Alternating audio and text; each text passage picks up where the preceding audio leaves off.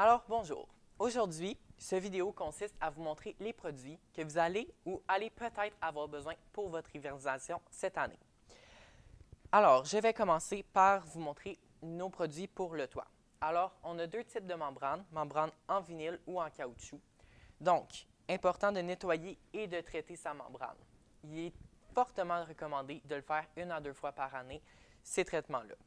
Puis pourquoi?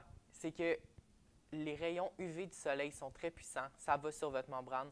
On veut rallonger la durée de vie de la membrane, donc du toit de la roulotte. Puis, c'est certain, la membrane est faite pour durer longtemps, mais si on n'utilise pas ces produits-là, dans quelques années, ça se peut que la membrane, premièrement, elle va être très sale. On va commencer à avoir du noir, donc le dessous de la membrane, et ça, c'est pas bon parce que c'est dangereux pour les infiltrations d'eau. Ensuite de ça, on a les caulkings. Donc, celui pour le toit, l'élastomère en tube, en fait. Alors, pour le toit, c'est important de remettre du caulking par-dessus celui qui est déjà là. Avant de faire ça, c'est bien de le nettoyer avec un produit comme ça. Donc, c'est bon de faire certain que ça va bien adhérer, ça va bien coller. Puis, ce qui est important de faire, c'est de vérifier les scellants de entre 30 à 90 jours. Là. Donc, c'est bon de le faire plusieurs fois dans l'été. Puis ce qui arrive, c'est que si on ne les vérifie pas, il y a des risques d'infiltration. Ensuite de ça, on a le caulking qui va sur les côtés, donc le calfeutrant pour les côtés de la roulotte. Important de le faire. Celui-là, par contre, il faut enlever l'ancien. J'ai un petit outil ici en magasin aussi que je vends. C'est un petit outil en plastique. On l'enlève, ça se gratte super bien. On remet le nouveau. C'est quand même assez simple à faire. Ensuite, lubrifiant pour les tracts de slide-out. Ça, c'est très bon de le faire. Surtout, là, le mécanisme à la longue, il peut commencer à faire du bruit. On peut l'utiliser pour les marches, les portes. On peut l'utiliser pour plusieurs choses. Donc, c'est un lubrifiant à sec. Donc, c'est important d'utiliser un lubrifiant à sec pour la roulotte parce que sinon, les tracts de slide-out, le sable, il va s'accumuler. Donc, le sable, là, il va coller là, il va s'accumuler, puis vous allez avoir de la difficulté à fermer puis ouvrir le slide-out. Donc, c'est pour ça que c'est un lubrifiant à sec. Ensuite, lubrifiant joint de caoutchouc, important pour les caoutchoucs. C'est important aussi de le faire avant l'hiver parce que ce qui arrive, c'est que le caoutchouc de votre slide-out, il va rester collé à votre mur de roulotte pendant plusieurs mois. Puis quand vous allez venir pour l'ouvrir, si le joint n'a pas été bien traité, bien conditionné, dans le fond, qu'il appelle en français, si ça n'a pas été fait, le caoutchouc peut briser quand vous allez l'ouvrir. Alors, bien important. Maintenant, parlons de cover. Donc, si on regarde les housses pour les pneus, donc ça, c'est bien de le faire. Encore une fois, le soleil est très puissant. C'est pas bon pour les pneus. On ne veut pas que les pneus brisent. Surtout, là, si vous voyagez beaucoup avec la roulotte, là, pendant l'hiver, il y a beaucoup de soleil qui peut aller dessus. Ça serait bon de les protéger. Pour l'air climatisé, toujours bon de le faire. Protéger l'air climatisé. Il y a beaucoup d'eau, beaucoup de neige qui va aller dessus.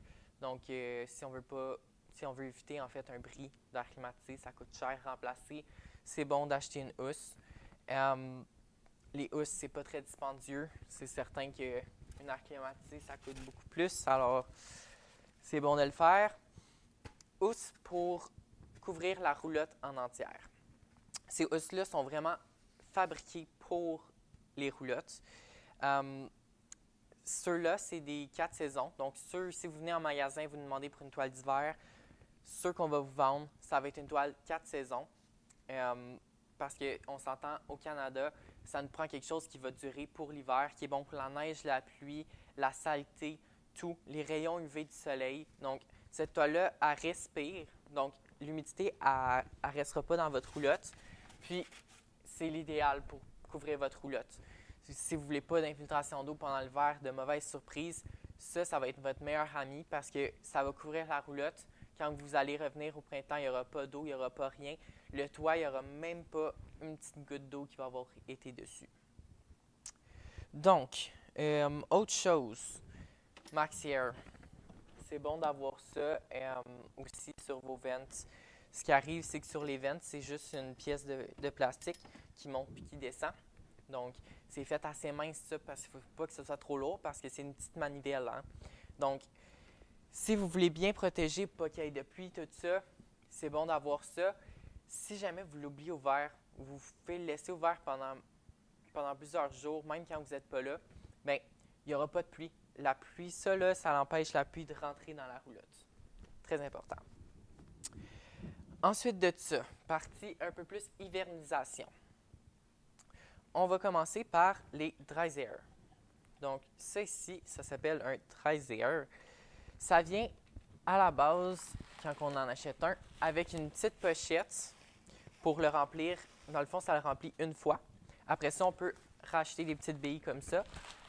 Donc, ce que ça fait, les billes vont dans le contenant ici, puis durant l'hiver, ça va ramasser l'humidité. Donc, le petit pot en dessous va se remplir d'eau. Donc, ça, c'est très important pour la roulotte parce qu'on ne veut pas qu'il y ait d'odeur d'humidité quand on revient. On ne veut pas que ce soit trop humide, que ça ait pris l'humidité. Donc, ça, c'est bon d'en mettre dans la roulotte. Souvent, les gens vont en avoir 2, 3 un peu partout dans la roulotte. Puis, pour pas que ça déborde, moi, je conseille de le mettre soit dans un évier ou dans une douche. Comme ça, si jamais ça vient qu'il a débordé un peu, bien, ça va aller dans les tuyaux d'évier. Puis, inquiétez-vous pas, c'est pas dangereux pour l'hiver s'il y a de l'eau dans l'évier. C'est normal, c'est correct. Le trou est ouvert, donc il n'y a aucun danger pour des fissures de tuyaux. Ensuite de ça, on a nos kits. Kit de pompe. Si jamais on n'a pas de kit pour la pompe, pour hiverniser la roulotte, ça s'accroche après la pompe, puis ça vient siphonner l'antigel directement. Donc, vous n'avez pas besoin de le faire avec un système à main. Donc, très belle bébelle, si je pourrais dire. Donc, ça, c'est la pompe à main. Donc, il faut pomper comme ça, un peu comme une pompe à air. Puis, dans le fond, ça va aller l'antigel va tout aller dans les tuyaux. Ça se peut, il y a certaines roulottes aussi que vous allez avoir besoin des 2 pompes. Parce que, dans le fond, leur système, ils ont un système qui est indépendant de l'eau du reste de la roulotte. Donc, c'est important d'hiverniser cette partie-là aussi. Ça ici, ça s'appelle blowout plug. Donc, c'est si jamais vous avez besoin de mettre de l'air dans vos lignes, dans tous vos tuyaux. Il y en a qui vont préférer vider tous les tuyaux avant de mettre l'antigel, ou il y en a aussi qui vont préférer seulement que mettre de l'air et laisser ça comme ça. Nous, on le conseille avec de l'antigel, c'est beaucoup moins risqué. Souvent, les personnes qui vont le faire avec de l'air, ils connaissent ça, ils savent comment faire, puis ils savent quand il n'y a vraiment plus d'eau dans la roulotte, mais c'est toujours conseillé de mettre de l'antigel. Concernant l'antigel, habituellement, c'est 2 à 3 gallons que ça va prendre pour un hiver. Ensuite de ça, ça ici. Donc ça, c'est un vented waste cap, donc bouchon ventilé pour l'atteinte d'eau usée. Ce que ça fait, ça, c'est que vous allez enlever votre tuyau, puis au lieu de remettre un cap qui va être fermé, bien, on met ce capuchon-là qui, lui, laisse l'air entrer dans le réservoir, donc ça fait de l'aération. Donc, l'odeur ne reste pas dans le réservoir, il n'y a rien qui reste dans le réservoir à ce moment-là. Autre chose qu'on peut faire aussi là, pour nettoyer le réservoir, c'est utiliser les réservoirs d'eau usée. C'est d'utiliser ça ici, des bâtons comme ça qu'on va rentrer dans la toilette. Ça fait un bel job, puis ça nettoie toute la roulotte. Tout le réservoir, excusez-moi. Ensuite de ça, on a ça ici, c'est une anode, ça ici, c'est un bouchon. Donc, les deux, c'est pour boucher le trou de votre réservoir à eau chaude. Donc, souvent, l'hiver, dans le fond, habituellement, on va l'enlever pour pouvoir hiverniser. Donc, c'est à ce moment-là qu'on va voir est-ce qu'on a besoin d'échanger pour l'hiver prochain, pour l'été prochain, ou est-ce que ça serait bon de l'acheter à l'avance. Bien, moi, j'ai les deux en magasin. Donc, dépendamment de votre marque de réservoir d'eau chaude, le bouchon va être différent. Donc, je crois qu'on a pas mal fait le tour de tout ce qui était hivernisation. Alors, pour ce qui est de tous ces produits-là, si jamais vous avez des questions, ou même si vous avez d'autres questions sur d'autres pièces, d'autres trucs, vous pouvez écrire à notre centre de pièces. Donc, dans la bio de la vidéo, il va y avoir les informations pour notre centre de service et de pièces à Buckingham et à Hull. Donc, merci beaucoup et j'espère que vous avez aimé la vidéo.